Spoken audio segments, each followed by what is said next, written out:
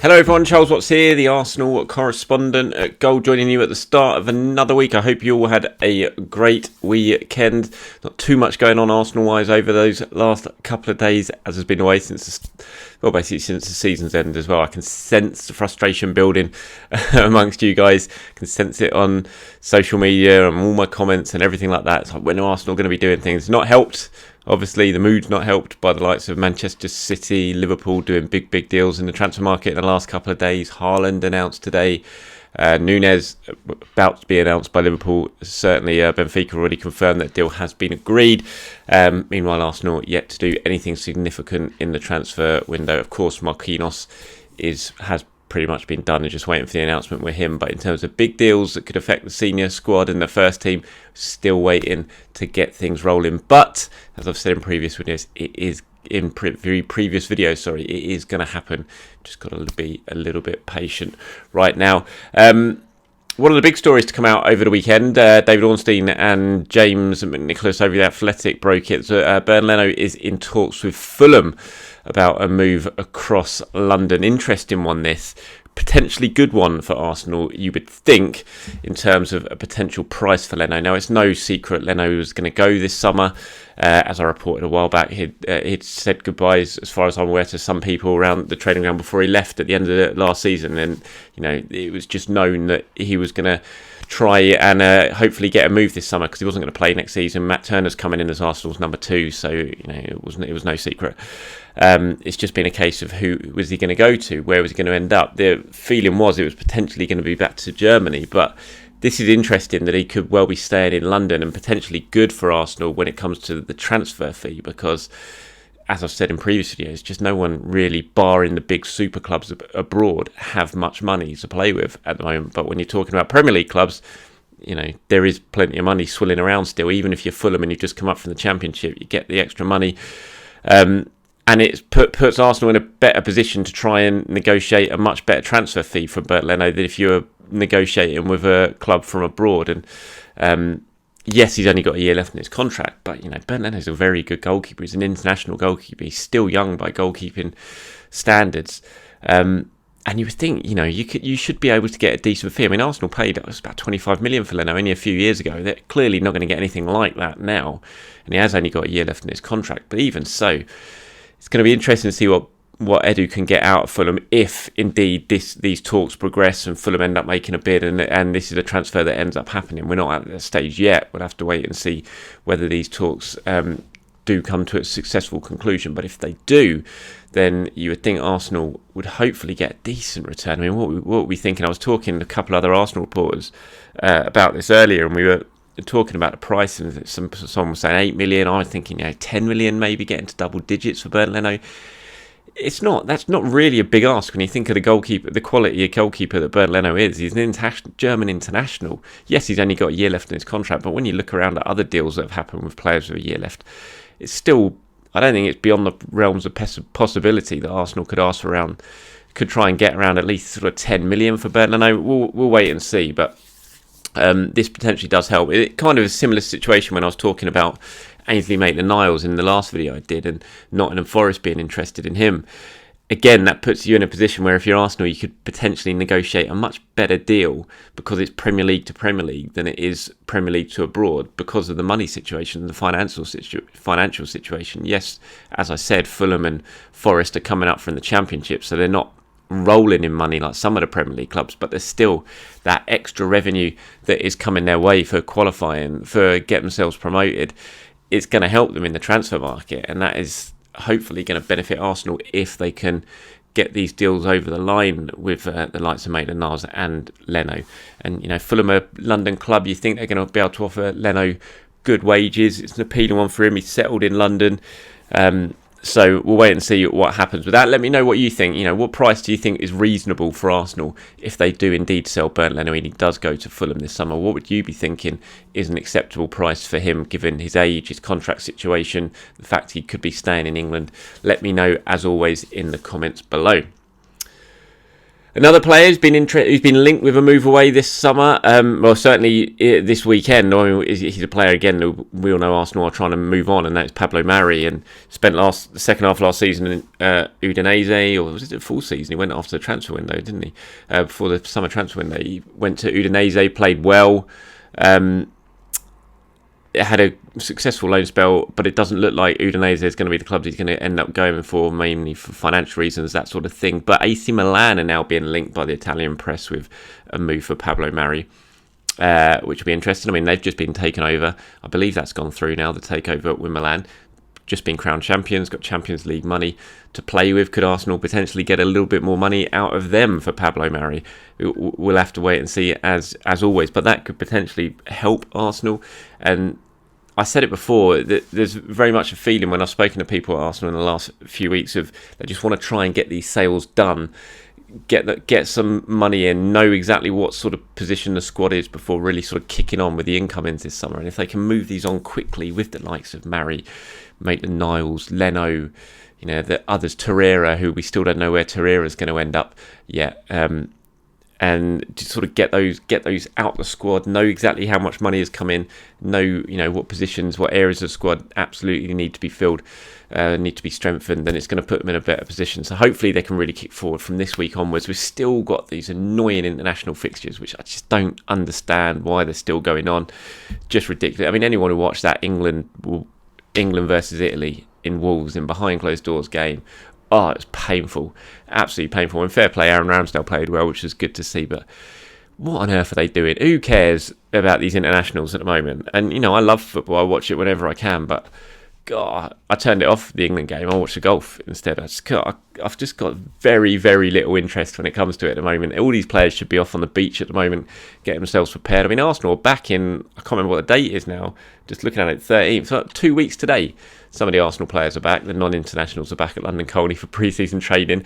Meanwhile, a lot of them are still out playing football at the moment. It just makes no sense, and it's totally mucking up the transfer market because these players can't move on. A lot of these players can't move on yet because they're still in action, and I just don't get it. I don't understand it, especially with the World Cup coming up. It's just like, give them a break.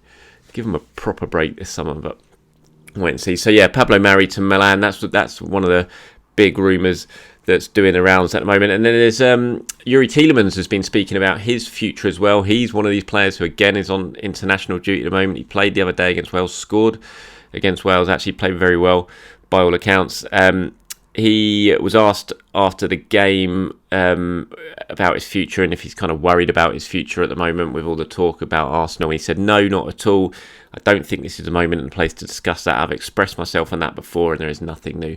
What he's referring to there is obviously the comments he made a couple of weeks ago, I think now, where he admitted he may well be moving on this summer and he's got to think about his future, that he's happy at Leicester, blah, blah, blah, but he could well move if an appealing option comes up. We know that Arsenal are absolutely pushing for Youri Tielemans, have been for some time. They believe they're in a good position when it comes to signing him, but nothing is happening yet because he's away on international duty.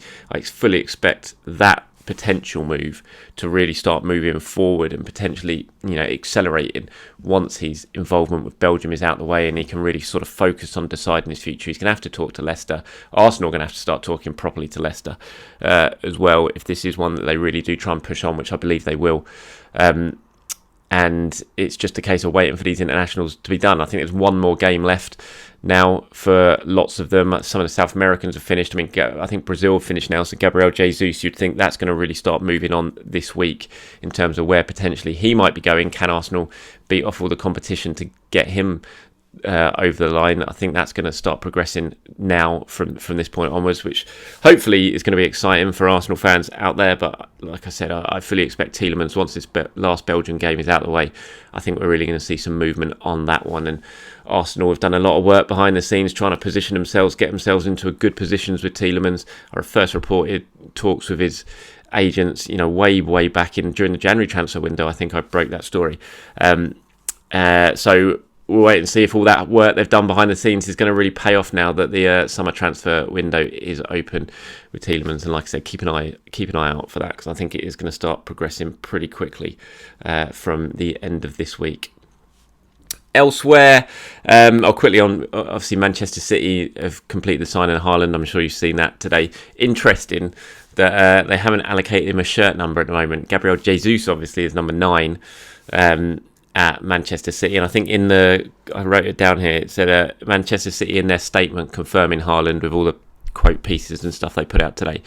A little line said Haaland shirts will be made available once his squad number is confirmed in due course. So they haven't given him a shirt number yet, and they'll certainly want to get that sorted out quickly, because they want to start printing off all the shirts and all the demand for his shirts, which will be massive worldwide from the Manchester City fan base. So they won't want to wait too long before they can allocate his number and start getting those shirts printed. Gabriel Jesus obviously 9. You would think Haaland nailed on to take the number 9 shirt once it's sorted out. So we'll wait and see with that. But I think it's just another hint there that Gabriel Jesus is a very big expectation around footballing world, certainly at Manchester City, that he will be on the move this summer and his future lies away from the Etihad. Whether that's going to be at Arsenal, we'll have to wait and see. So yeah, Matteo Guendouzi now has been talking about William Saliba. Barely a day goes by, I don't think, with something fresh coming out about William Saliba and someone somewhere talking about him, manager, pundit, ex-footballer. And it's Matteo Guendouzi's turn this time. They've been together with the France national team during the past couple of weeks. Obviously spent last season together at Marseille. Very close friends. And Guendouzi just stirred the pot a little bit over the weekend with his comments. Now, we know Saliba's been speaking in the last 2 weeks or so, saying he's an Arsenal player. He'll be going back to Arsenal for pre-season. He's looking forward to it. He's got a bit of a point to prove. It'd be a sad way for him to leave if he left without having played a game for the club. All that. Mikel Arteta spoke before that, saying that he was definitely going to be coming back, and kind of spoke about why the reasons behind the loan move and all that. But after all of that, still Guendouzi now is saying William now has Marseille in his heart, and I'm sure that he will come back next season. So I'm going to try and push again for him to stay with us. Not exactly gone down too well, those comments with the Arsenal fan base, as you can imagine. Everyone crying out to see William Saliba in an Arsenal shirt finally next season. So yeah, Matteo Guendouzi popping up and saying stuff like that, it hasn't gone down too well. I don't think it's going to make any difference. Yes, it's no secret everyone at Marseille wants to get Saliba back next season. The players, the manager, the fans. But unfortunately, it's not up to them, is it? It's up to Arsenal. And Arsenal want, at the moment, to keep William Saliba. Mikel Arteta has made that clear. Whether that changes, whether he comes back in the summer for pre-season and makes it clear that he's not going to sign a new contract, I don't know if that will happen. But if he does, whether that changes things and Arsenal suddenly think, you know what, although we want to keep him, if he's not going to sign a new contract, we don't want to let him go down to his final year, maybe we'll do something. And that's just me talking hypothetically, because I have no idea if that's going to happen or not. But even if that does happen, I'm still not sure Marseille is a viable option. I know they're in the Champions League next season, which will help with them, but I'm just not sure financially they'd be able to afford Saliba if Arsenal decided to sell, because I can't see there's any way they're going to loan him unless he does sign a new contract again. So even if for some reason they do go back on what's been said the last couple of weeks and suddenly think, you know what, we're going to have to sell him, he's not going to sign a new contract, I'm just not sure Marseille would be able to afford him, even with Champions League football. So I think Guendouzi's kind of, it's a nice comment for the Marseille fans to hear it and everything, but whether it's actually realistic, I don't think so. But no one's ever stopped Matteo Guendouzi from saying anything before, is it? I'm not sure anyone's ever going to be able to stop him saying stuff. It's just his kind of character. It's what made him popular at Arsenal. It's what made him very popular at Marseille. And good luck to him next season. We're still waiting for that transfer to be confirmed. I expect that will pretty soon after the international period is finished as well. I spoke about that the other day.